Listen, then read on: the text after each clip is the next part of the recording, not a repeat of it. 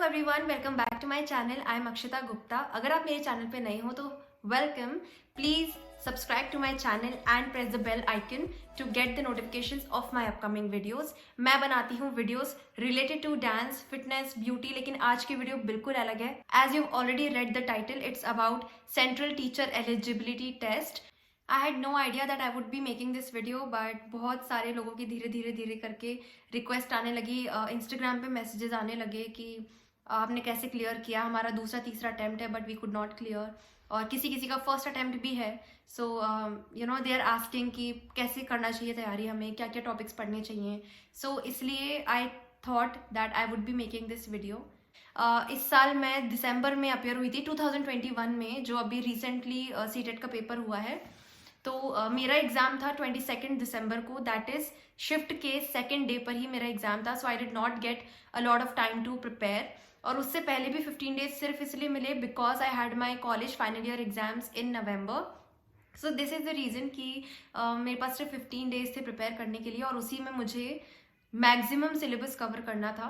तो मैंने एक स्ट्रैटेजी प्रिपेयर करी। ये वीडियो उन लोगों के लिए तो हेल्पफुल है ही जिनका ये फर्स्ट अटेम्प्ट है, जिन्हें कोई आइडिया नहीं है कि हमें कैसे प्रिपेयर करना चाहिए, क्या प्रिपेयर करना चाहिए। ये वीडियो उन लोगों के लिए भी हेल्पफुल है जो दूसरी बार या तीसरी बार अटेम्प्ट देंगे और थोड़ा लो है कॉन्फिडेंस में, आपको लग रहा है कि पता नहीं 2 बार क्यों नहीं हुआ। जो भी रीज़न है, even if you have time right now, ये 15 to 20 डेज की स्ट्रैटेजी आपका मैक्सिमम कोर्स कवर कर देगी, जिससे होगा ये कि आपको रिविजन के लिए ज़्यादा टाइम मिलेगा। एंड सेकेंड थिंग इज़ कि आप एक्स्ट्रा चीज़ें भी पढ़ पाओगे, जिससे आपके सिलेक्शन के चांसेस और ज़्यादा बढ़ जाएंगे। सो फटाफट से वीडियो को स्टार्ट करते हैं। तो अगर आप सीटेट एस्पायरेंट हो तो ऑब्वियसली आपने सिलेबस डाउनलोड कर लिया होगा, सिलेबस पढ़ लिया होगा, आपको पता होगा कि हमें क्या क्या पढ़ना है। वेरी ऑनेस्टली स्पीकिंग, सिलेबस को समझने का मतलब ये नहीं होता है कि आपको पता हो कि ये टॉपिक्स एग्जाम में आने वाले हैं और हमें ये सब करना है। नो, सिलेबस समझने का मतलब होता है आपको पता हो कि कौन से टॉपिक्स से क्वेश्चंस फ्रीक्वेंटली आए हैं, कौन से टॉपिक्स इंपॉर्टेंट हैं, और ये कुछ टॉपिक्स ऐसे हैं आपको पता होना चाहिए कि ये तो डेफिनेटली हमें करके जाने पड़ेंगे, यहाँ से तो 2-3 क्वेश्चंस पक्का आएंगे।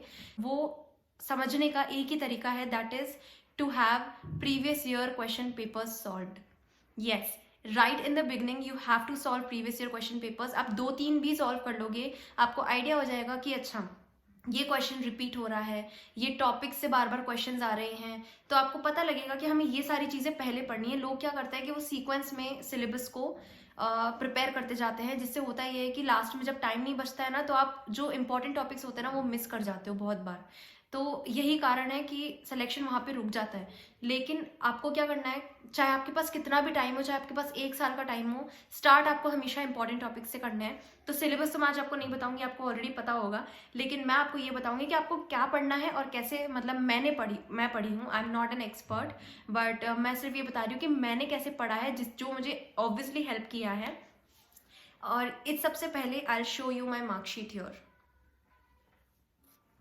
सो I have got 30 out of 30 in CDP, और वो 30 आउट ऑफ 30 आप कैसे ला सकते हो, एटलीस्ट 28 तो आप ला ही सकते हो, वो भी मैं आपको बताऊंगी।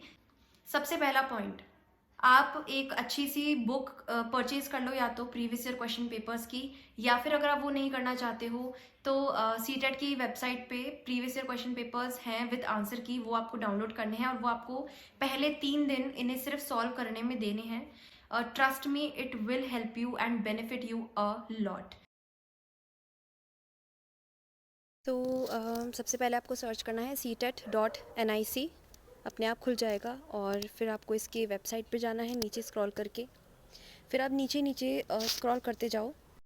यहाँ आपको लिखा हुआ दिख जाएगा प्रीवियस ईयर्स पेपर, उस पर जा कर के आप कोई से भी ईयर का पेपर डाउनलोड कर सकते हो, और आपको करना है paper 1 main and paper 2 main, जो भी आप अपेयर कर रहे हो जिस भी एग्ज़ाम के लिए, और ये पेपर आपका खुल जाएगा, PDF में डाउनलोड भी हो जाएगा, और इसके बाद आपको आंसर की भी डाउनलोड करने को मिल जाएगी।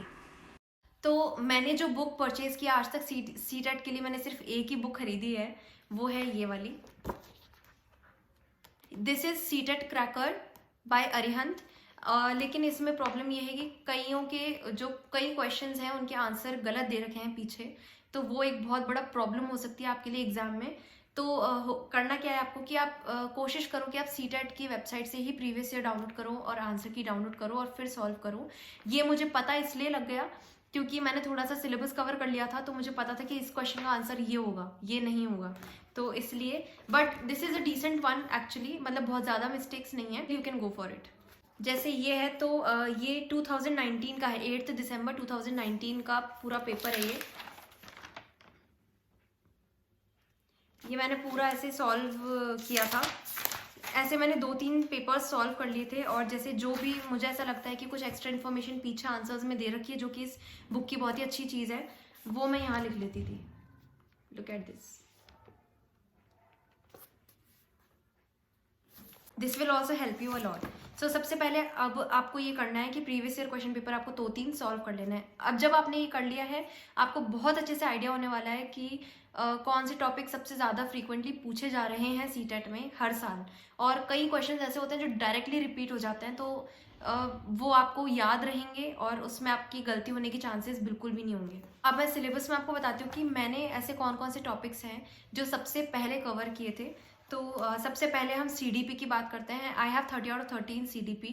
तो वो, and trust me when I से दिस, कि CDP का मैंने पूरा सिलेबस भी कवर नहीं किया था।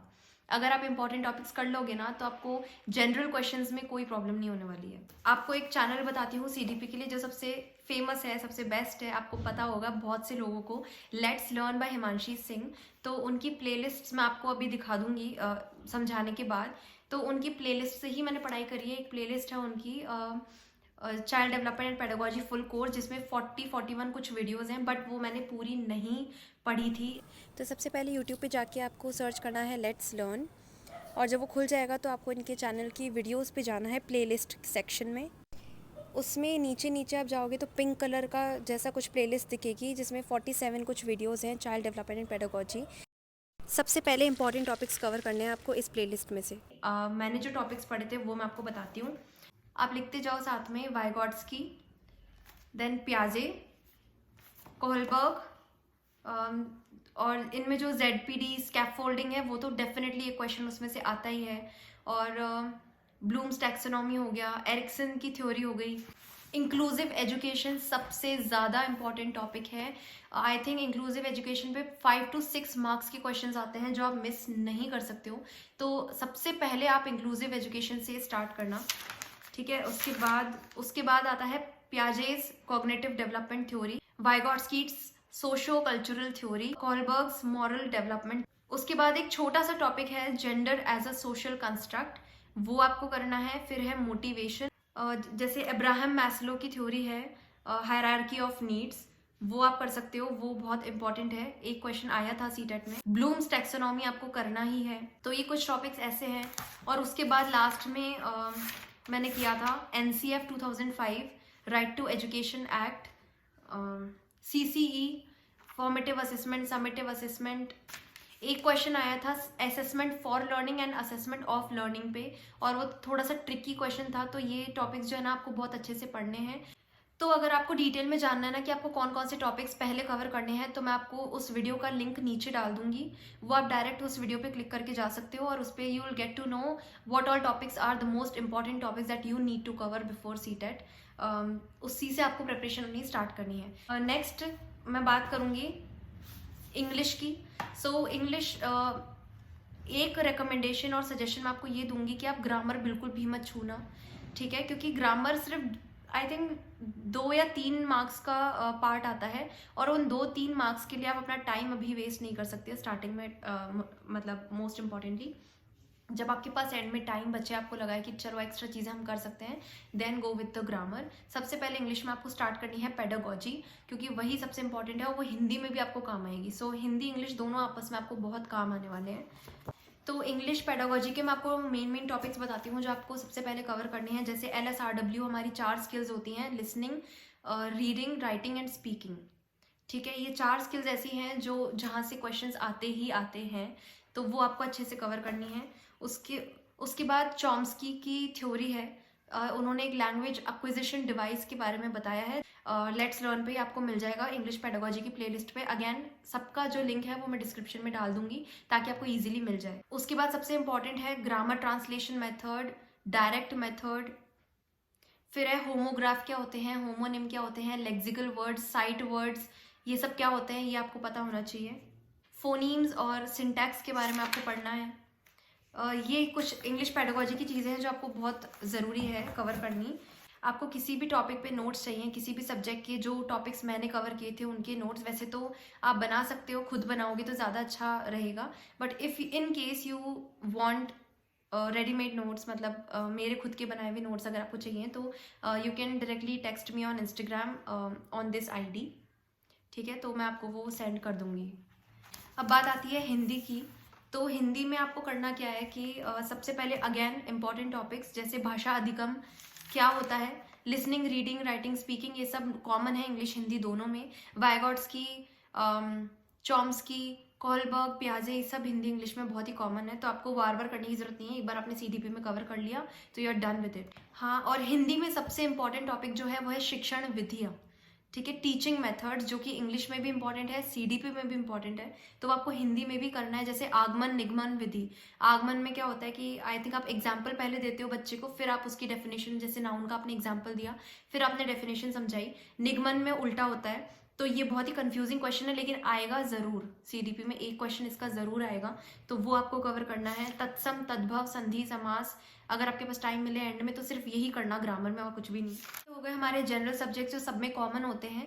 अब हम बात करते हैं हमारे मेरे पास साइंस मैथ्स नहीं थी, मैं सोशल मैंने चूज़ की थी, तो साइंस मैथ्स पे भी यही बात मतलब जाती है कि आपको NCERTs पहले कवर करनी है। मैंने सोशल साइंस की 6th 7th 8th की NCERTs कवर की थी, और उससे बाहर कुछ भी नहीं आएगा। अगर आपने वो अच्छे से पढ़ ली तो you are done with it. अब वो आपको कैसे पढ़नी है, आपको स्टार्टिंग करनी है 8th क्लास की NCERT से, उसके बाद 7th की, उसके बाद 6th की। उसमें भी आपको कैसे करना है, जैसे सपोज अगर आप सुबह जल्दी उठ के पढ़ते हो और आपको मान लो कि आपको ज्योग्राफी सबसे ज़्यादा टफ लगता है, तो सबसे पहले आपको ज्योग्राफी को टैकल करना है। सेकंड नंबर पे अगर आपको हिस्ट्री टफ लगती है तो आपको हिस्ट्री को टैकल करना है। तो ये स्ट्रैटेजीज आपको काम करेंगी पेपर को क्लियर करने के लिए। सिर्फ पढ़ना नहीं है, यू शुड नो कि how to cover the syllabus, ठीक है, अपनी एबिलिटीज़ को ध्यान में रखते हुए। मुझे सबसे ज़्यादा जो लगता था टैकल करना थोड़ा सा टेढ़ा काम है, वो है हिस्ट्री, क्योंकि हिस्ट्री में याद रखना चीज़ों को अलग अलग बहुत ज़्यादा मुश्किल होता है, खास करके 8th की हिस्ट्री, 7th की हिस्ट्री थोड़ी सी ऐसे ही है। तो उसमें I use to wake up at 3 AM every morning. Now I am not telling you to wake up at 3 AM in the morning, don't worry. आप जो भी टाइम आपको सूटेबल हो आप वो ऑफकोर्स चूज़ कर सकते हो, लेकिन टैकल आपको सबसे पहले वो चीज़ करनी है जो आपको डिफिकल्ट लगती है। जैसे मुझे हिस्ट्री लगती थी, तो सबसे पहले मैं खोलती थी उठते ही, ब्रश व्रश करके अच्छे से तैयार होकर अपनी चाय वाय पी के सुबह की मैं बैठती थी। आई थिंक 3 बजे तो मैं पढ़ने बैठ जाती थी, तो 3 बजे से थोड़ा पहले उठती थी, और सबसे पहले जो मैं कवर करती थी वो होती थी 8th की हिस्ट्री। 8th से मैंने स्टार्ट किया था। तो मैं क्या करती थी, जैसे suppose this is a chapter, अब आप इसे पढ़ रहे हो, आपको एक बार तो सिर्फ रीडिंग मारनी है, लिखना नहीं है, नोट्स नहीं बनाने हैं, trust me it will work. आपको लिखते मतलब पढ़ते जाना है, और आपको एक हाइलाइटर और पेंसिल अपने साथ में रखनी है, और हाइलाइटर से आपको हाईलाइट करते जाना है जो आपको लग रहा है कि इंपॉर्टेंट चीज़ें हैं, पूछी जा सकती हैं या याद रखने में डिफिकल्टी होगी, रिविजन की ज़रूरत पड़ेगी, उस पर आप फटाफट अंडरलाइन करके, और जो बहुत ही इंपॉर्टेंट कोई नाम है मूवमेंट का या कुछ भी है वो आप हाईलाइटर से हाईलाइट करते चले जाओ। तो आपको एक बार तो सिर्फ रीडिंग मारनी है और कुछ भी नहीं करना है, ठीक है। तो अब 1 घंटा मेरी हिस्ट्री हो गई, मैं फटाफट से स्विच करती थी ज्योग्राफी पे। सेकंड नंबर पे मैं ज्योग्राफी कवर करती थी। Geography is my favourite subject, तो मुझे इतनी प्रॉब्लम नहीं होती है ज्योग्राफी पढ़ने में। तो फिर मैंने ज्योग्राफी निकाली, अगैन मैं वो सेम चीज़ करती थी। फिर फटाफट से I use to switch to political. तो 3 घंटे लगातार आपको स्विच करना है, और जल्दी जल्दी स्विच करके आपको सिर्फ रीडिंग मारनी है, अंडरलाइन करना है, दैट इज इट। लेकिन रीडिंग भी आपको ठीक से करनी है, ऐसा नहीं कि बहुत जल्दी ऐसे पढ़ लिया, नहीं, 2-3 बार अच्छे से आप सेंटेंस पढ़ो, उसे दिमाग में बिठाओ, and then just move on quickly, ठीक है। उसके जस्ट बाद 3 घंटे में ये करती थी, और उसके जस्ट बाद मैं प्रीवियस ईयर क्वेश्चन पेपर्स में से 20 क्वेश्चन कुछ सोशल साइंस के सॉल्व करती थी बैठ करके। वो मैं सॉल्व करती थी, और उसका आंसर मैं पीछे देखती थी, और जो एक्स्ट्रा दे रखा होता था वो अच्छे से रीड कर लिया करती थी। तो ये मेरी आई थिंक 4 आवर्स की पढ़ाई हो जाती थी। 3 to 7 में ये काम करती थी, फिर थोड़ा रेस्ट लेती थी, एक्सरसाइज करती थी, ब्रेकफास्ट करती थी। उसके बाद मैं दिन में वापस से बैठती थी और 1 घंटा मैं CDP की क्लास लेती थी, जो मैंने आपको टॉपिक्स बताए हैं वही मैंने कवर किए थे, ठीक है। 1 घंटा मैं इंग्लिश पढ़ती थी, ऑल्टरनेट किया था मैंने, इंग्लिश और हिंदी पेडागोजी से स्टार्ट किया था। तो एक दिन इंग्लिश पढ़ती थी, एक दिन हिंदी पढ़ती थी, रोज़ नहीं पढ़ती थी। सो you can say I have studied for only 5 hours for 15 days and I cleared CTET. So ये स्ट्रैटेजीज बहुत हेल्पफुल रह सकती है अगर आप मेरे जैसे हो, तो फटाफट चीज़ों को कवर करना आपको पसंद है, तो this will work for you can try, you can always try, you have time. अब आपको क्या करना है, जैसे आप वॉक कर रहे हो या कोई काम कर रहे हो तो आप ईयरफोन्स प्लग इन करो। ये आई थिंक यही एक चीज़ है जो मुझे सबसे ज़्यादा हेल्पफुल रही है सीटेट क्लियर करने के लिए। I think this is the best thing that I ever did for my CTET exam, कि आपको ईयरफोन्स प्लग इन करने हैं। मैं आपको नीचे प्लेलिस्ट या उन वीडियोस का लिंक डाल दूंगी इफ़ पॉसिबल। तो आपको क्या करना है कि जैसे आपने CDP का आज एक टॉपिक पढ़ लिया, ठीक है, सपोज आपने वाइगॉट्स्की का टॉपिक पढ़ लिया, अब आप लेट्स लर्न की ही प्लेलिस्ट है सक्सेस सीरीज करके, उसमें से लिंक आपको नीचे मिल जाएगा। उसमें से आप क्या कर सकते हो, आप एक वीडियो उसी टॉपिक पे चूज करो और उसकी क्वेश्चंस की वीडियो को सिर्फ सुनो। मैं तो 1.25 की स्पीड करके फटाफट सुन लिया करती थी और वो मुझे क्वेश्चंस एज इट इज़ याद रहते थे। तो जैसे मान लो आप शाम को वॉक कर रहे हो, घर में कोई काम कर रहे हो, तो आप ईयरफोन्स प्लग इन करो, वो वीडियो चलाओ और आप सुनते जाओ, अपना काम करते जाओ और सुनते जाओ। और अगर आपके पास और ज़्यादा टाइम है, आपको कुछ और काम कर रहे हो आप घर में, कोई जिसमें आप ईयरफोन्स को प्लग इन करके कर सकते हो, तो जो चैप्टर आपने सुबह पढ़ा है, सपोज आपने हिस्ट्री का एक चैप्टर पढ़ा है, रूलिंग द कंट्री साइड, अगर आपने वो चैप्टर पढ़ा है तो आप एक और चैनल है जिसमें सारी NCERT की एक एक लाइन समझाई हुई है इंग्लिश मीडियम में, तो वो आप देख सकते हो। वो वीडियो आप 1.25 की स्पीड पे चलाओ, आपका chapter as it is revise हो जाएगा विद इन 20 to 30 मिनट्स। तो ये कुछ ट्रिक्स ऐसी हैं जो हमें लगानी पड़ती है अगर हमें पेपर जल्दी कम टाइम में क्रॉस करना है। तो धीरे धीरे एक एक चीज़ को अगर हम पढ़ेंगे तो it won't be helpful. Work smart along with hard work. Okay, ये सब ही किया था मैंने, और कुछ भी मैंने विशेष नहीं किया था, ठीक है। और मैंने तो ट्रस्ट मी उन 15 डेज में से भी लास्ट के 4 दिन मेरा बिल्कुल पढ़ने का मन नहीं हुआ था, तो मैं सिर्फ जो भी मैंने पढ़ा है ना वो रिवाइज करती थी, नया मैंने कुछ भी नहीं पढ़ा। तो आप कह सकते हो not even 15 days, I think मुझे सिर्फ 12 डेज मिले थे प्रिपरेशन के लिए। उसके एंड में मैं थोड़ा सा आलसी हो गई थी कि चलो अब हो गया जितना हो गया। तो you have time, so do it. And every Sunday आप कोई previous year question paper solve कर सकते हो, प्रैक्टिस सेट सॉल्व कर सकते हो किसी भी बुक से, कोई अच्छी बुक से, ये वाली भी ले सकते हो, बट और भी अच्छी बुक्स होंगी मार्केट में available, you can go with them. Last और मोस्ट इम्पॉर्टेंट टिप जो मुझे नहीं लगता कि ज़्यादा लोग फॉलो करने वाले हैं, मैंने भी बहुत रिस्क पे लेकर ये एडवाइस मानी थी, हिमांशी सिंह ने ही दी थी, कि आपकी फर्स्ट लैंग्वेज आप हिंदी ही चूज़ करो। वाई? आपको क्या लगता है कि जैसे हम इंग्लिश मीडियम के हैं तो इंग्लिश हमें इजी लगेगी, क्योंकि सीटेट में क्या होता है कि जो फर्स्ट लैंग्वेज आप चूज़ करते हो वो थोड़ी टफ आती है, और लैंग्वेज 2 जो आप चूज़ करते हो वो थोड़ी उसके कंपैरिजन में थोड़ी सी ईजी आती है। हमें लगता है हम इंग्लिश मीडियम के हैं तो हम इंग्लिश को टैकल कर पाएंगे, बट यू आर रॉन्ग, क्योंकि हिंदी हमारी मातृभाषा है तो it is very easy to understand Hindi. कई बार ऐसा होता है कि हमें लगता है हम हिंदी नहीं कर पाएंगे, बट काफ़ी चीज़ें हमें सिर्फ क्योंकि वो हमारी मदर टंग है समझ में आ जाती है पेपर में।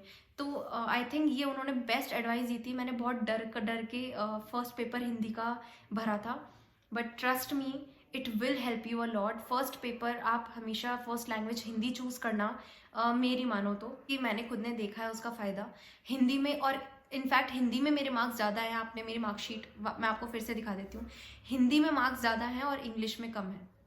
सोशल पैडागोजी भी आपको कोशिश करना, जैसे NCERT के स्टार्टिंग में ही वो दे रखी है पैडागोजी सोशल की। ऐसा मत सोचना कि ये सब तो बेकार है, सीधा चैप्टर से स्टार्ट करें। जो स्टार्टिंग में एक्नॉलेजमेंट वगैरह जो भी कुछ भी दे रखा है ना, वो आपको सब एक एक लाइन पढ़नी, क्योंकि उसमें से सीटेट के पेपर्स में क्वेश्चंस आए हैं एज अ पैडागोजी। क्योंकि होता ये है कि फिर स्टेटमेंट वाले क्वेश्चंस आते हैं ना, मेरे मार्क्स ज़्यादातर ऐसे क्वेश्चंस में ही कटे हैं, स्टेटमेंट वाले क्वेश्चन में, कि आपको 2 स्टेटमेंट्स दे दिए, अब उन्हें बता दिया कि आप ट्रू फॉल्स बताओ, ठीक है, या फिर कोई 4 स्टेटमेंट्स दे दिए, उन्हें आप ऑर्डर में लगाओ। तो इनमें आप सबसे ज़्यादा कन्फ्यूजन इसलिए होता है क्योंकि हमारे कंसेप्ट्स क्लियर नहीं होते हैं। इनफैक्ट मैं पढ़ के गई थी, लेकिन इस बार क्वेश्चंस ट्रिकी आए थे थोड़े, सोशल पैडागोजी के बहुत, एक्चुअली थोड़े नहीं बहुत ट्रिकी आए थे, तो उन पे आपको ज़्यादा फोकस करना है, क्योंकि NCERTs में ही सब कुछ मैंशनड है। और बस उस वहीं से पेपर आएगा, ठीक है। थोड़ा सा क्वेश्चन घुमा देंगे, कुछ अलग तरीके से पूछ लेंगे, लेकिन आएगा, फोकस वहीं पे होगा। तो ये आप अगर कर लेते हो ये सारा काम, आराम से आप 20 डेज में कर सकते हो। आपका 80% सिलेबस आप इस तरह से कवर कर सकते हो, 80% पेपर, और उसके बाद आपके पास बहुत टाइम है, तो आप सोशल पेडागोजी के क्वेश्चंस भी कर सकते हो, सोशल के क्वेश्चन कर सकते हो, एक्स्ट्रा काम आप बहुत आराम से कर लोगे। तो ये मेरी स्ट्रैटेजी थी जिससे मैंने 15 डेज के अंदर सीटेट क्लियर किया है। And yes, it is possible. If I can do it, you can do it too. क्योंकि सीटेट निकालना कोई बहुत ज़्यादा भारी काम नहीं है अगर आपके पास स्ट्रैटेजी है तो। अगर आपको पता है कि आपको काम कैसे करना है, you just need to believe in your self, that's it. So I hope आपको ये वीडियो हेल्पफुल रही होगी। सारे जो लिंक्स हैं आपको डिस्क्रिप्शन में मिल जाएंगे। अगर आपको मेरे नोट्स चाहिए तो आप मुझे मैसेज करो, मैं आपको नोट्स भी सेंड कर दूंगी, because I really want to help people out. So see you in the next video. Subscribe करना मत भूलना। बाय।